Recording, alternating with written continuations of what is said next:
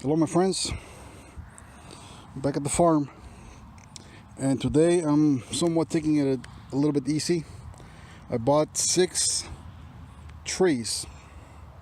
One was in a pot, the rest were bare root, like this one, and they come in a little bag like this, and that little bag is filled with nothing but what seems to be like sawdust.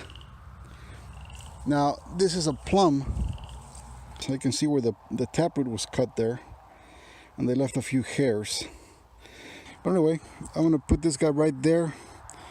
Nothing but clay soil right there, but I got really good soil. I'm finding some little worms like this one.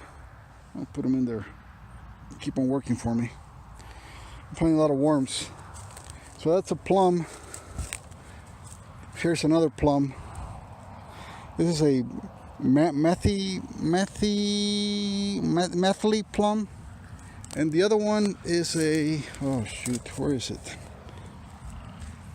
A blue damson plum. Never had the blue damson plum.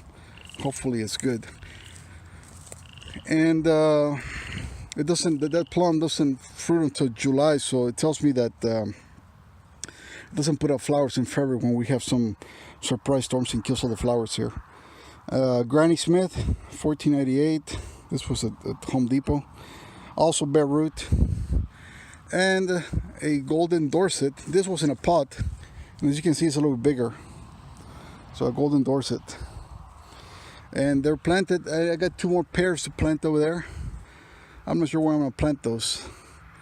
I'm putting them in here because I got somewhat of a little enclosure here in this part of the property. It used to be like I don't know, maybe like a garden or something, because it goes all the way down there.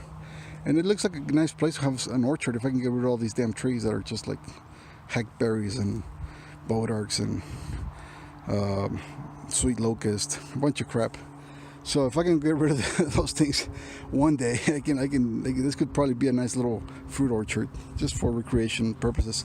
I got a little pond here that half the time it's empty. This time of the year is full because it's spring and we've been getting a lot of rain. So I really don't rely much on this pond for anything, but it's also a good thing because I can just get a bucket of water, which is what I've been doing, and I just fill it up and water these things.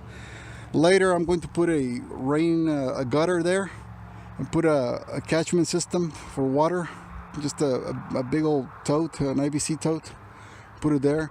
That way when there's no water in the pond, I can always get some water from the tote and water these trees. It's like I'm here weekly.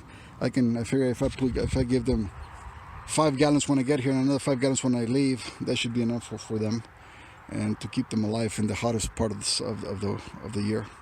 But anyway, folks, I'm gonna proceed to plant that little bare root tree, the plum, and then the pear trees, which I don't even know where I'm gonna put the pear trees. I might put these pear trees. I have a right there, as you can see, this the terrain slopes down, and there's a pond on that side, and I'm right below the pond. I'm gonna put it there. Last year I put an apple tree there, and one day I come in and found it uprooted. So I don't know if the damn pigs took it out or something. That's why I'm a little hesitant to put something out there. One more thing before I go. I saw that I forgot to mulch my trees, and since I have a lot of leftover hay in my barn, I decided to put a thick layer of hay on each of these holes here, and I just put another 5-gallon bucket of water on them just to tap down the hay with the water, and also to preserve humidity. 4 trees, apple, plum, and I got a few smaller peaches that I put in last year that they didn't really grow too much, but they were kind of small when I put them in. They were only about 12 inches tall. So let's see how those do this year.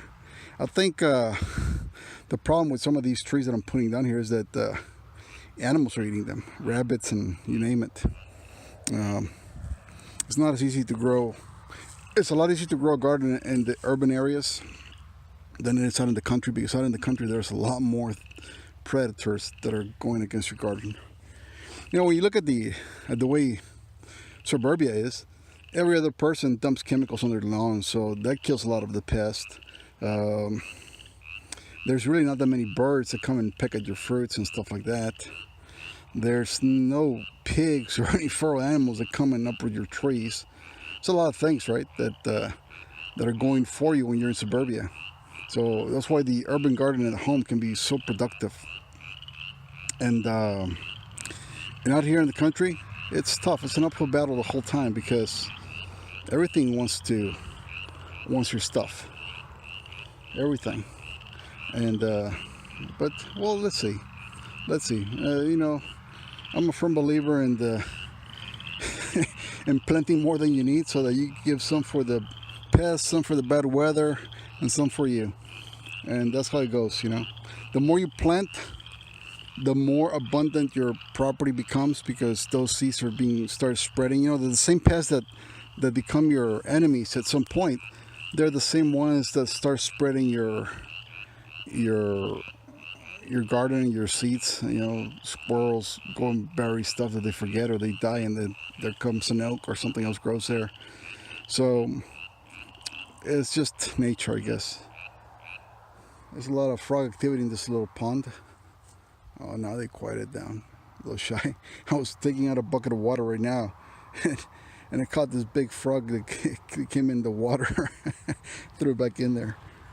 But anyway, folks, I'm about to go home now.